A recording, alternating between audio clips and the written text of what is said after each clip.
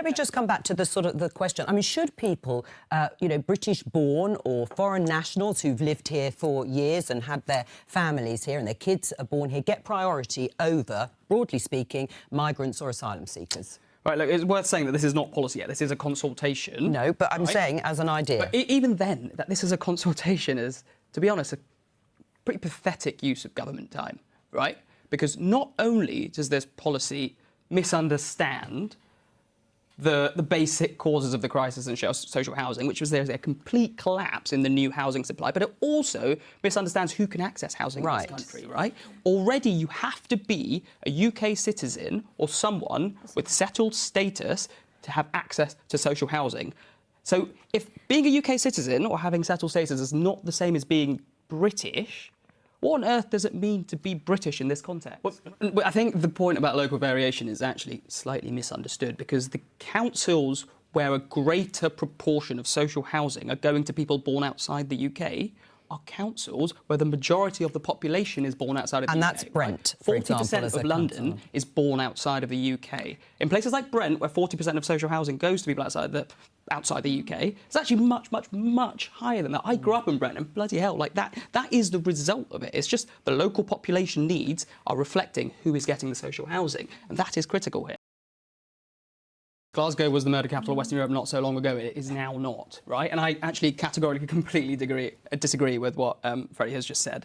Part of the problem here, the reason it's taken 6 Home Secretaries just to try and ban a particular type of knife, which should not be controversial, is that this issue does not get adequate or commensurate attention in Westminster, right? Because what we're talking about here are people who have probably the weakest voices in our democracy, young people, overwhelmingly from minority ethnic backgrounds, from poor families in neglected neighbourhoods who have often been excluded from school. They basically have no influence whatsoever on politics and public policy in this country. And so when politicians do try and address the issue of knife crime, they are responding to the media coverage, not the causes of crime, not those individual tales of tragedy. So what's the solution you're proposing? So yes, absolutely ban these knives, but also ask what on earth caused people to wield that knife in the first place? Because if you don't address those causes, that will just bubble up and people wield a different form of blade. But what is the answer to that? There's no one answer, is there? It is a package but is the of political answers. will there? I mean, I think that's what Parth is saying. Has it really been there, whether it's Sadiq Khan or whether it's the Home Secretary? Kieran, like me, you're a medic, right? You have seen stab wounds, and you know you cannot just treat the stab wound. You have to treat the conditions that made that stab wound possible. Part of that for as long as we see knife crime as purely a criminal issue, we'll keep seeking solutions in tougher sentences, in tougher policing. That is exactly what we've been doing for the past 2 decades, right? Both. The average sentence for knife offences has just rocketed up. Despite that, we've seen a rise in knife crime, right? No, we haven't. As I said, we've seen a well, hang on. Listen, we can trade statistics, but the ONS broadly says it is actually beginning to creep up, depending on how you're defining the offence and the attack and so on. But I think, broadly speaking, we can say knife crime is a really big issue. No, I mean, the problem is we keep seeing it as an either-or. Either we do stop and search, or we do the neighbourhood services, and we do things. We have to do both. When you look at what happened in Scotland, the success in Scotland was based on, yes, stop and search was a big aspect of that at the start, but then it gave way to many more upstream causes, right? 3/4 of young people with a prison sentence were excluded from school, right? That is obscene. We are failing our children because essentially being excluded from school is a one-way ticket to prison. That is exactly what we need to start paying attention to, not just stop and search, which yes is part of it, but it's not the only thing. I don't. Why are we having these shortages, Parth?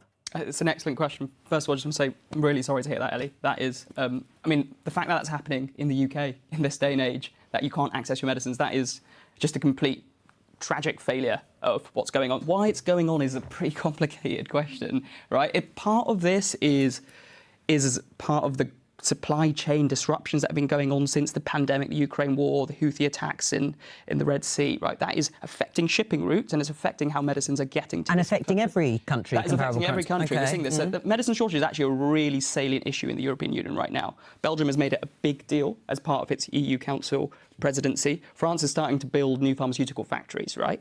And so... So what's going on here is that we've got those global supply chain disruptions, whether it's wheat or semiconductors or medicines, and then you're compounded by Brexit, right? Which is partly because of extra regulatory problems, partly because of the falling value of the pound, but also we're just not part of the solutions, right? Already what's going on is the EU has mobilised. They have started stockpiling key medicines. They've started increasing domestic production in Western Europe. We're not doing either of those things. This barely even registers on the government agenda. When Rishi Sunak was asked about it, he denied that there was even a shortage of a key antibiotic. What are we doing about this? Instead, there are over 10,000 different medications one can prescribe in the UK. You want to reshore all of them. That's the scale of the problem. That's exactly right. Simply not possible. You do have to coordinate with other countries. Making supply chains more resilient is more than just reshoring, right? It's also friend-shoring. Right. And that is a slightly different thing. And that requires probably cooperation with the EU, who are far ahead on this issue than we are. And that's the key thing. Can I just ask about something else I didn't know about, a voluntary scheme? Because apparently the UK has negotiated well on the price of drugs with pharmaceutical companies. So good value for the taxpayer, but perhaps not so good for supply. Have we become a victim of our own success in terms of that price negotiation? Yeah, it's a slightly thorny issue because the NHS does get really good bang for buck for the medicines it wants, right? But the problem is, because the pound has been devalued, all medicines now that we're trying to purchase are more expensive. But there's a cap on how much the NHS can spend. And so it has to ration what it can and cannot buy. And that is holding back how many medicines we can get and how much we want to pay for. The pharmaceutical industry doesn't really want to give us more than they already do because they have to then pay a levy on the extra sales. That is on the assumption that it works to its intended goal. Will the Rwanda policy... As a deterrent? Well, does it stop the boats? And the answer is categorically no, because of basic... But we don't know. There are thousands of small injections, but two really big ones, right? The first one is a constitutional one.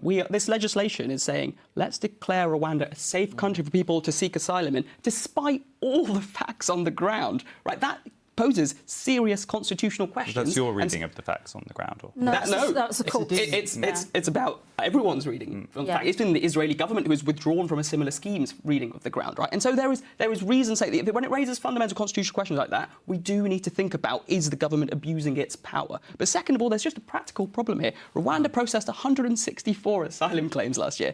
About 40,000 people came to the UK on small boats. But as we say, the numbers don't add up. The idea is to be a deterrent. On your first point, do you agree, though, with the Supreme Court ruling that did say it would be lawful for asylum applications to be processed in a third country? Not Rwanda, but in a third country. Do you agree that that is lawful and that is something that should be followed? Well, but that's not for me to say. I'm not a legal scholar, I'm not a legal philosopher. No, but would you agree with the idea of them being offshored like that? I think it's not really policy that addresses the core issues. But there's here. actually